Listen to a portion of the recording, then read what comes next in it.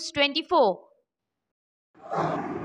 Fake তথ্য ছড়ানোর অভিযোগে গ্রেফতার এক। আজ রাজ্য পুলিশের একটি ফেসবুক পোস্ট নজরে আসে, যেখানে এক ব্যক্তি স্কুল সার্ভিস কমিশনের আসন্ন এসএলএসটি পরীক্ষার প্রশ্নপত্র এবং তার উত্তর পরীক্ষা দুদিন আগে পাইয়ে দেওয়ার কথা বলেছে।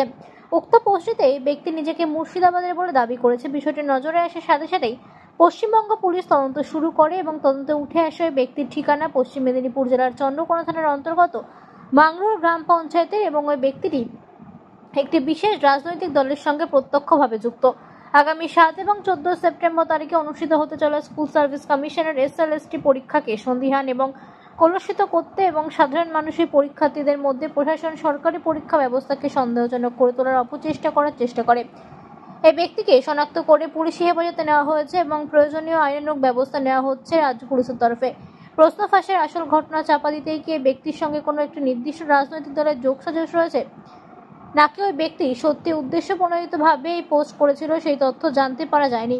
তবে উনি মেদিনীপুরের বাসিন্দা হয়ে মুর্শিদাবাদে কেন লিখল সেই প্রশ্ন ঘুরপাক খাচ্ছে সমাজ মাধ্যমে। তাই ফেক তথ্য না ছড়াতে আবেদন প্রশাসনের।